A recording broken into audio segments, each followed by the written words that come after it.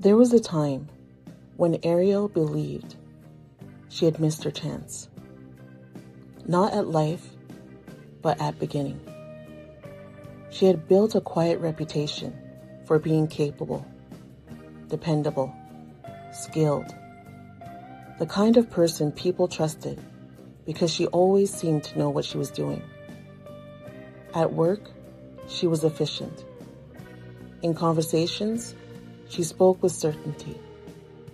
In decisions, she rarely hesitated. What no one saw was how carefully that image was protected. Because Ariel had a rule she had never said out loud. If she couldn't do something well, she wouldn't do it at all. It wasn't arrogance.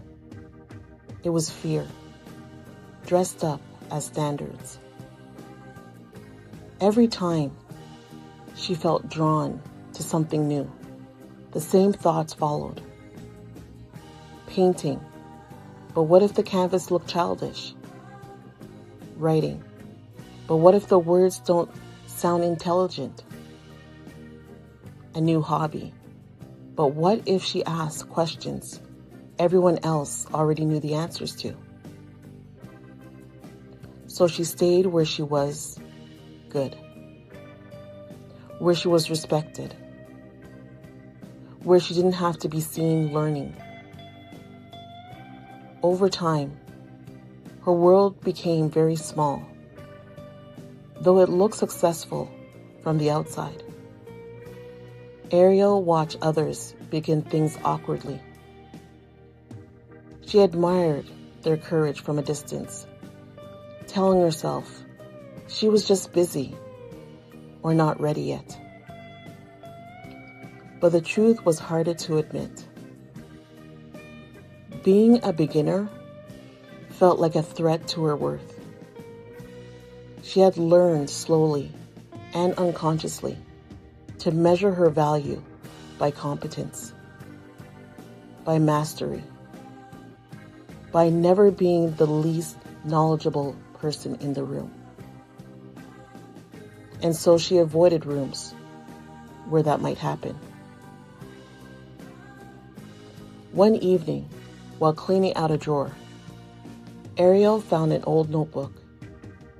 Inside were ideas she had once written down, projects she had imagined starting, skills she wanted to explore, curiosities she had promised herself she'd return to one day. She realized something unsettling. Years had passed, and she had been waiting to feel ready. That night, she sat with a quiet question she had never allowed herself to ask. What if avoiding failure wasn't protecting her, but slowly erasing parts of her? The next week, Ariel signed up for something small. Nothing impressive, nothing public. She showed up knowing she would be inexperienced. Her hands shook, not from difficulty, but from the discomfort of being seen without expertise. She asked questions that felt obvious. She made mistakes she would have once judged harshly in herself. And yet, something unexpected happened. No one thought less of her. No one withdrew respect. No one treated her as if her worth had decreased. The only judgment had been her own. Over time, she noticed a shift. She stopped bracing herself every time she didn't immediately understand something. She stopped apologizing for learning.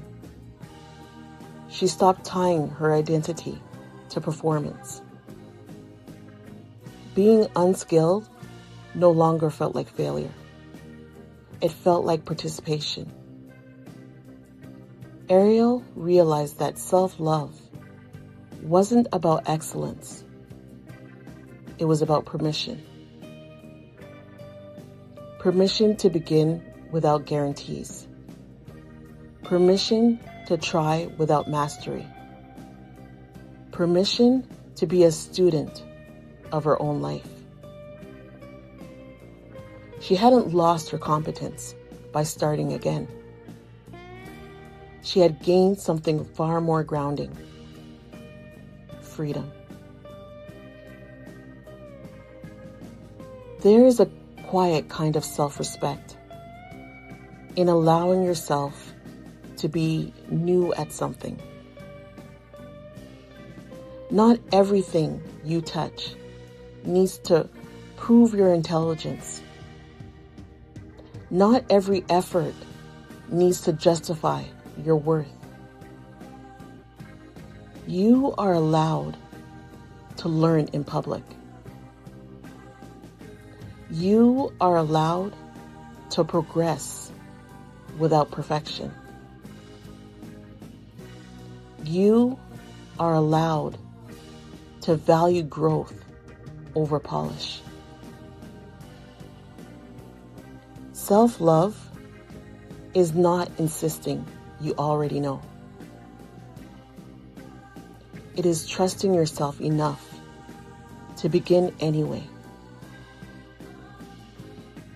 And sometimes the most powerful thing you can do is stop waiting to feel ready and start honoring the version of you that's willing to learn. Together, let's move from doubt to power, one story at a time.